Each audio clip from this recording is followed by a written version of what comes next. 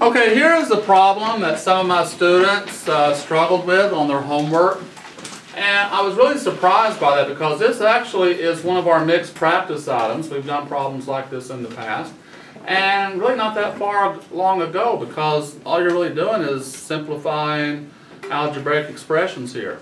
Let's look at the situation so we can make sense of it. That's math practice number 1, by the way. Amy has 10 boxes of candy canes, but doesn't know how many are in each box. Okay, that makes sense. I mean, I've seen boxes of candy canes. Sometimes they'll have 8 in them. Sometimes they'll have 12. We don't know how many they have. So I'm going to assign that unknown quantity a variable. Since we're dealing with candy canes, I'm going to put C. So she has 10 boxes of an unknown quantity of candy canes. So I put 10C. I'll move this over here so I can get everything on the screen. Okay.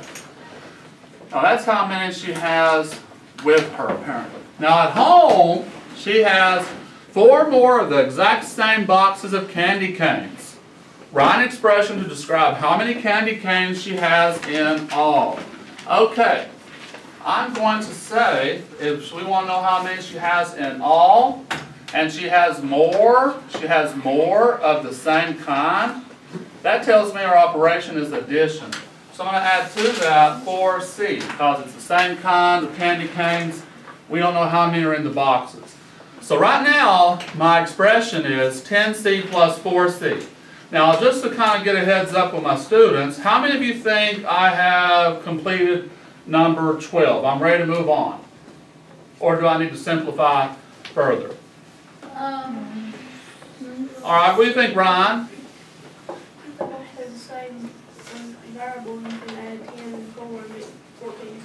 Yes, since they both have the exact same variable, here C is C, these are like terms. So I can combine these and I can get 14C as my answer. Now, there was actually some debate about this one in my homeroom. I had some kids say it would not be the same. Well, there's a way to see if expressions are equivalent to see if they're equal. What do you think I should do if I want to evaluate those expressions to see if they're equal? What if I were to assign a value to the variable C and then work out the expressions? That's what I'm going to do. Let's say that each of those boxes of candy canes has 10 candy canes in them.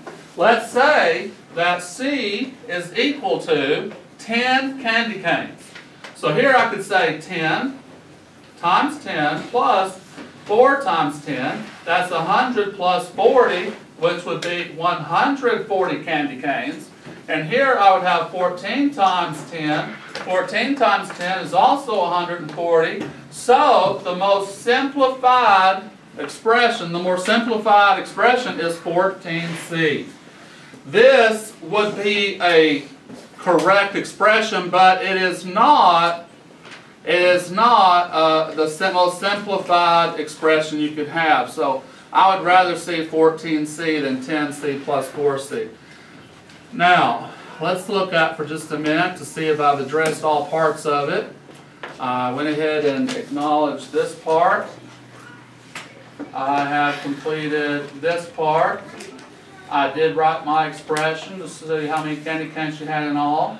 You could have either 10C plus 4C or any variable of your choice. Or I would also accept 14C, either one. It doesn't say I had to have the most simplified version, but 14C would be.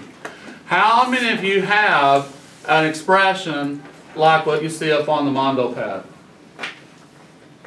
Okay. What variable did you use? Mr. Hall, I got it right after I seen it. Okay, and what variable did you use? I used the C. C, okay. Yeah. Which one did you use? Did you say 10C plus 4C or did you say 14C? I used 14C. Okay. I found my mistake. Okay. Boys and girls, using our SFA PTM rubric, what grade would I deserve if I were a random reporter? 100. Okay, 100. I did provide my math practice. I did show a good process that was correct, and I did give you a correct answer. Thank you very much, children.